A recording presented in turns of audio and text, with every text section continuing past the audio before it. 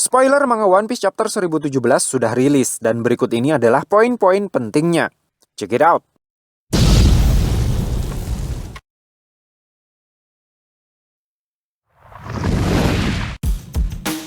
Manga One Piece chapter 1017 akan dimulai dengan menampilkan Otama yang sedang memberikan perintah kepada seluruh gifters yang ada di Onigashima melalui saluran Meris. Akibatnya, semua gifters yang sudah memakan Kibidangonya, entah itu yang diberikan oleh Speed, Daifugo, Gazelle-man, atau yang ditembakkan oleh Usopp, secara mendadak langsung berpindah posisi menjadi memihak pasukan aliansi.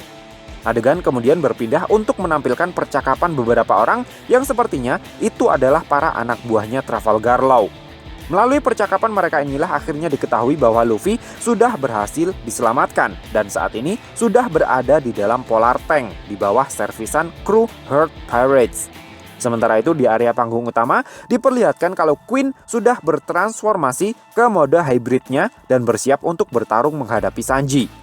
Menurut informasi yang dibocorkan oleh seorang intel dari Korea, wujud hybridnya Queen ini terlihat tidak jauh berbeda dengan wujud manusianya. Muka Queen terlihat masih mirip dengan mukanya yang biasanya, badannya masih terlihat gempal seperti biasanya, tangannya hanya memiliki 3 jari dengan cakar yang runcing dan dia juga memiliki ekor. Setelah Sanji menyerang Queen menggunakan teknik Collier Strike, terdapat sebuah cerita flashback yang menyebutkan kalau dahulu kala Queen dan Vinsmoke Judge pernah bekerja sama dalam sebuah tim penelitian. Diceritakan kalau Queen adalah seorang cyborg. Bersama dengan Vinsmoke Judge, dia pernah melakukan sebuah proyek penelitian yang disebut dengan METS. Nah, adegan kemudian beralih ke tempat Roronoa-Zoro dan Chopper berada. Untuk menyembuhkan luka Roronoa-Zoro secara lebih cepat, Chopper memberikan obat rahasia yang dia sebut dengan Instant Healing Secret Medicine.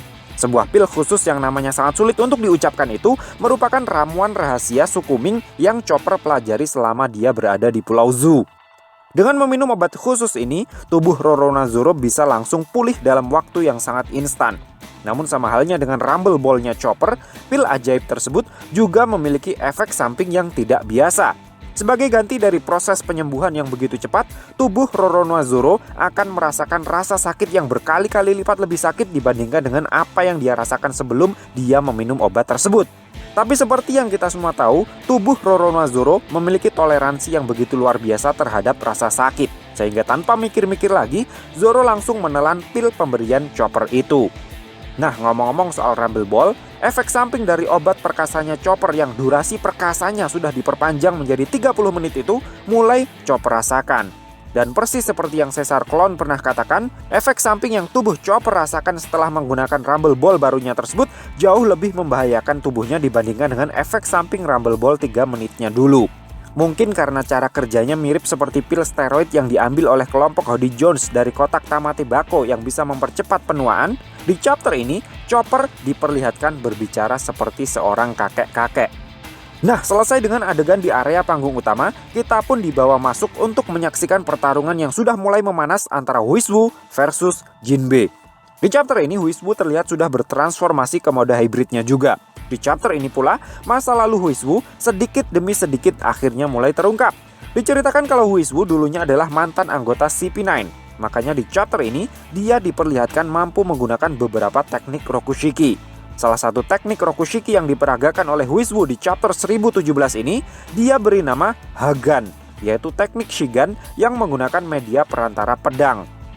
Berimprovisasi dalam penggunaan teknik Rokushiki bukanlah satu hal yang mudah, makanya Huizhu mengklaim bahwa dirinya merupakan seorang agen Cyberpol yang jenius, sama seperti Rob Lucci.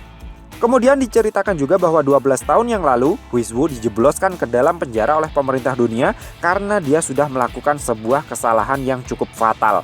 Akibatnya, dia harus mendekam di dalam penjara Impel Down selama 10 tahun. Sebelum akhirnya berhasil melarikan diri 2 tahun yang lalu, yang sepertinya berbarengan dengan chaos yang terjadi di dalam penjara paling angker di dunia One Piece tersebut akibat infiltrasinya Monkey D. Luffy yang ingin menyelamatkan Portgas di Ace.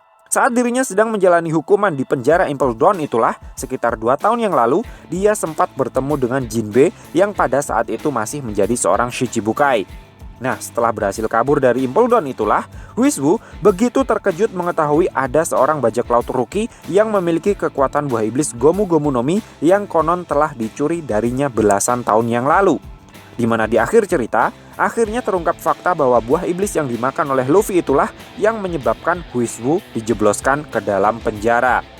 Kesalahan fatal yang Huiswu lakukan hingga membuatnya dimasukkan ke dalam penjara Impel Down adalah lalai dalam menjaga buah iblis Gomu Gomu no Mi saat dirinya dan pasukannya ditugaskan untuk mengawal dan membawa buah iblis tersebut ke hadapan petinggi pemerintah dunia hingga bisa dicuri oleh musuh. Dengan kata lain, kapal musuh yang membawa buah iblis Gomu Gomu no Mi yang telah dijarah oleh kelompok bajak laut Akagami 12 tahun yang lalu, yang Lakiro katakan di manga One Piece chapter 1 adalah armada angkatan laut yang dipimpin oleh Huiswu ini. So, piye menurutmu cah? Terima kasih sudah mampir ke channel kami. Jangan lupa like, share, dan subscribe jika menurut kalian video-video kami cukup menarik untuk ditonton. Sampai ketemu lagi dalam video kami yang berikutnya. And matur nuwun.